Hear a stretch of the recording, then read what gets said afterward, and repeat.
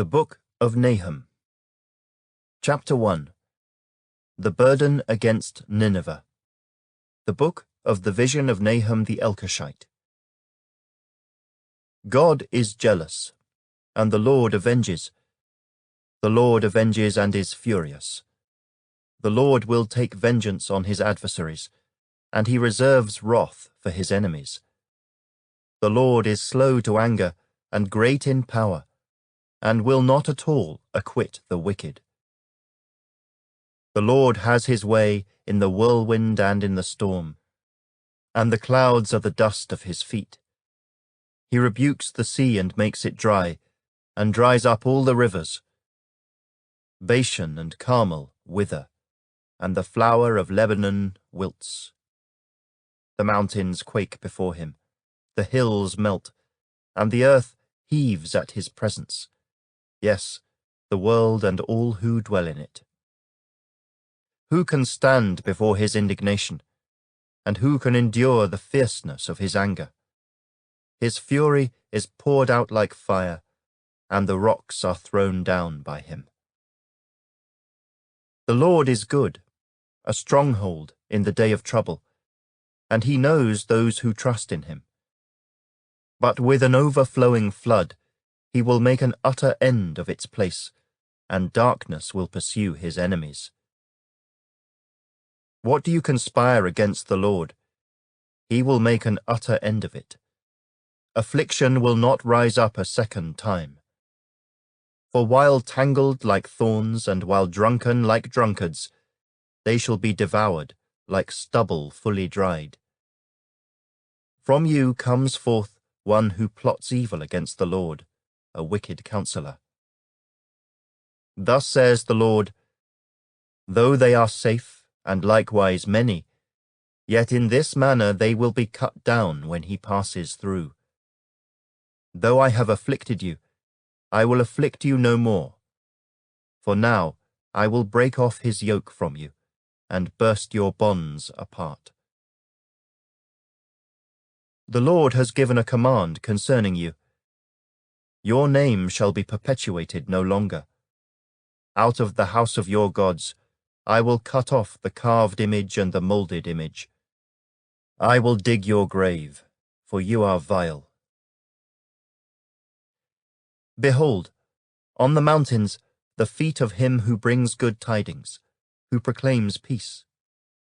O Judah, keep your appointed feasts, perform your vows, for the wicked one shall no more pass through you. He is utterly cut off. Chapter 2. He who scatters has come up before your face. Man the fort, watch the road, strengthen your flanks, fortify your power mightily. For the Lord will restore the excellence of Jacob, like the excellence of Israel. For the emptiers have emptied them out, and ruined their vine branches. The shields of his mighty men are made red. The valiant men are in scarlet. The chariots come with flaming torches in the day of his preparation, and the spears are brandished. The chariots rage in the streets. They jostle one another in the broad roads. They seem like torches. They run like lightning. He remembers his nobles. They stumble in their walk. They make haste to her walls, and the defense is prepared. The gates of the rivers are opened, and the palace is dissolved. It is decreed, she shall be led away captive, she shall be brought up, and her maidservants shall lead her as with the voice of doves, beating their breasts. Though Nineveh of old was like a pool of water, now they flee away. Halt, halt, they cry, but no one turns back.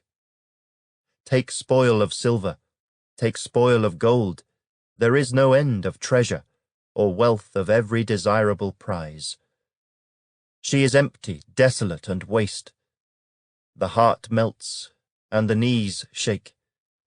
Much pain is in every side, and all their faces are drained of colour.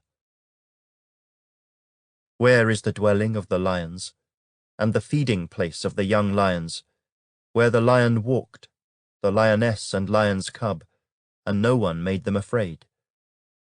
The lion tore in pieces enough for his cubs, killed for his lionesses, filled his caves with prey and his dens with flesh. Behold, I am against you, says the Lord of hosts. I will burn your chariots in smoke, and the sword shall devour your young lions. I will cut off your prey from the earth, and the voice of your messengers shall be heard no more. Chapter 3. Woe to the bloody city! It is all full of lies and robbery. Its victim never departs. The noise of a whip, and the noise of rattling wheels, of galloping horses, of clattering chariots. Horsemen charge with bright sword and glittering spear. There is a multitude of slain, a great number of bodies, countless corpses.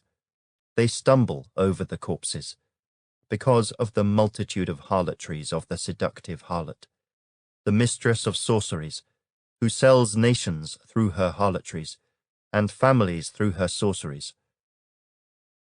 Behold, I am against you, says the Lord of hosts. I will lift your skirts over your face. I will show the nations your nakedness, and the kingdoms your shame.